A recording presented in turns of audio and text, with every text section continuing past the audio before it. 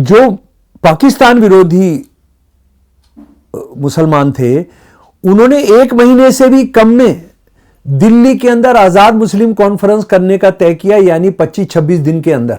जो लीडिंग मुसलमान जो थे, इन्होंने कॉन्फ्रेंस बुलाने का तय किया।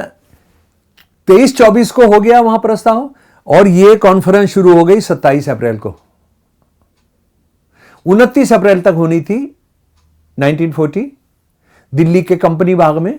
अभी वो गांधी पार्क कहलाता है, पुरानी दिल्ली रेलवे स्टेशन के सामने। और इसमें कौन सी ऑर्गेनाइजेशन थी जरा सुन लीजिए। ऑल इंडिया जमीयतुल उलमा, ये मुसलमान लर्निड लोगों की, मुसलमान क्लेरिक्स की सबसे बड़ा ऑर्गेनाइजेशन था उस वक्त का, शायद आज भी भारत में है। ऑल इंडिया मोमिन कॉन्फ्रेंस, ये जो हमारे बुनकर होते हैं मुसलमानों के, बुनकर जिनको हम अंसारी कहते हैं बहुत सारी बार, ये उनका संगठन था। और ये मुसलमानों का पेशागत सबसे बड़ा संगठन था, सबसे बड़ा, जिसकी हर प्रांत में, हर शहर में लगभग शाखा होती थी। ऑल इंडिया मोमिन कॉन्फ्रेंस। उसके बाद ऑल इंडिया मजलिस एहरार, ये पंजाबी मुस्लिम मौलवी थे, आलिम थे, मौलवी कहना तो ठीक नहीं, आलिम थे, ये लर्निड मुस्लिम वो थे, और ये बहुत पॉपुलर थे, और ये ब्रिटिश इंपीरियलिज्म के खिलाफ थे। समझ लीजिए, मौलवी थे लेकिन ये ब्रिटिश इंपीरियलिज्म के खिलाफ थे, उसको यहां देश से भगाना चाहते थे। उसके बाद ऑल इंडिया शिया पॉलिटिकल कॉन्फ्रेंस, ये शिया लोग जो हैं, सुन्नी और शिया होते हैं, तो शियाओं का सबसे बड़ा ऑर्गेनाइजेशन था, सबसे बड़ा।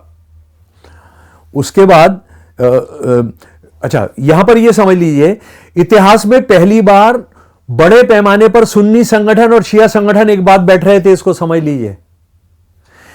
मुस्लिम लीग के खिलाफ लड़ाई के अंदर सुन्नी शिया जो हर बार मुहर्रम पर लड़ते हैं, जो कत्ल होते हैं, आग लगाते हैं, एक दूसरे को जान से मारते हैं, वो एक साथ बैठकर एक प्लान करने के लिए कर रहे थे। उसके बाद खुदाई खिदमतगार, कौन? खान बहादुर गफ्फार खान साहब का, रेड शर्ट्स, ये लाल कमीज पहनते थे, इनका नाम ही है रेड शर्ट्स। और इन्होंने नॉर्थ वेस्टर्न फ्रंटियर एरिया में, जिसको अभी पुख्तान खा कहते हैं, उसमें जो क्रांतिकारी लैंड रिफॉर्म का बिल पेश किया था, और कहा था हमने सोशलिज्म लेकर आना है उनके प्लान में।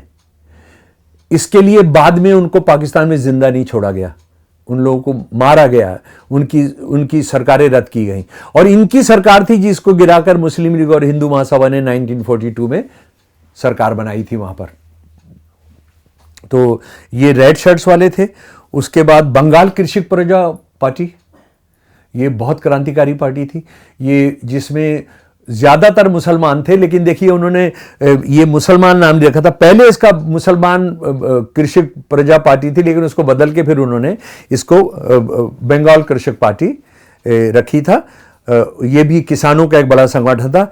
All India Muslim parliamentary board, ये एक मुसलमान जो एमएलए वगैरह होते थे, उनका एक कमेटी बनी हुई थी जी। उसके बाद अंजुमन वतन, ये बलूचिस्तान का सबसे बड़ा पॉलिटिकल ऑर्गेनाइजेशन था, आज भी है। और आज जो पाकिस्तानी सेना के खिलाफ जो वह लड़ाई लड़ रही है, ये उसमें शामिल है। उसके बाद बलूचिस्तान में था ऑल इंडिया मुस्लिम मजलिस, ये एक और पॉलिटिकल ऑर्गेनाइजेशन, मुसलमानों की जमीयत और अहले हदीस इसमें शामिल थे।